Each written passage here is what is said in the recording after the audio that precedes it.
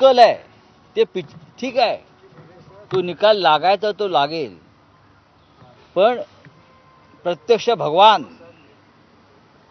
ईश्वराचे अवतार नरेंद्र मोदी हे सुद्धा त्यांच्या काशीपुत्र हे 3 फेऱ्यांमध्ये पिछाडीवर होते. हा उत्तर प्रदेशचा कल नव्हे, हा देशाचा कल आहे. साधारण 2 वाजता चित्र स्पष्ट होईल. या क्षणी इंडिया आघाडी ही झपाट्यानं पुढे जाते.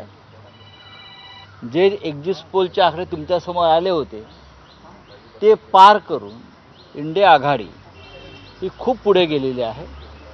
माझ्या आकलनानुसार काँग्रेस पक्षाला 150 जागा मिळतील. काँग्रेस पक्ष 150 पर्यंत पोहोचतोय. जो काँग्रेस पक्षाला 50 जागाही मागच्या लोकसभेत मिळाल्या नव्हत्या, तो 150च्या पुढे जाऊ शकेल असं चित्र मला देशामध्ये दिसतंय. काँग्रेसने 150 जागांपर्यंत पोहोचणं म्हणजे नरेंद्र मोदींचा निरोप समारंभ पूर्ण झाला असं मी समजतो. आणि जे आमचा अभ्यास आहे, आम्ही फील्डवर होतो, महाविकास आघाडी महाराष्ट्रात पुढे राहील आणि देशभरामध्ये इंडिया आघाडी 295 जागांपेक्षा जास्त जागा जिंकेल. कोणत्याही परिस्थितीमध्ये जे एनडीए म्हणताय तुम्ही भाजपच्या नेतृत्वाखाली, त्यांना बहुमत मिळेल असं मला दिसत नाही. पण अद्याप या सगळ्या गोष्टींवर चर्चा करण्यासाठी वेळ आहे. पण नरेंद्र मोदी पंतप्रधान होतील. मला याच्यावरती आता काही बोलायचं नाही. पूर्ण निकाल आले पाहिजेत. तुम्ही माझ्याशी बोलताय, निकाल लागताय, तुम्ही दाखवताय, म्हणून मी फक्त माझी भूमिका व्यक्त करतोय.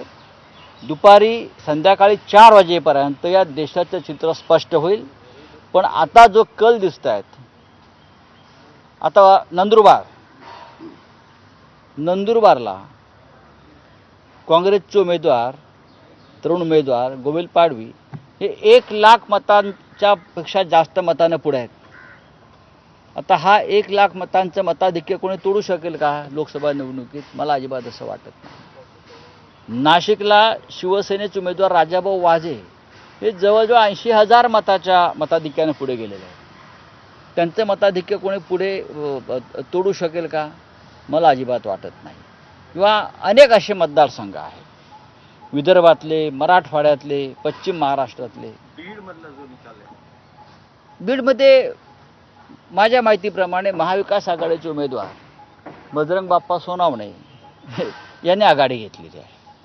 पण अजून अनेक गोष्टींना मत व्यक्त करण्यासाठी वेळ लागेल. पण मी इतकंच सांगेन, महाराष्ट्रामध्ये महाविकास आघाडी आणि देशामध्ये इंडिया आघाडी ही पुढे राहील आणि 4 वाजता चित्र स्पष्ट होईल.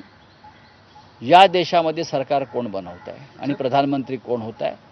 भारतीय जनता पक्षानं जो प्रोपगंडा केला होता गोबेल्स नीतीनं, तर इंडिया आघाडी 295 जागांवरती विजयी होईल असा विश्वास संजय राऊत व्यक्त करतात.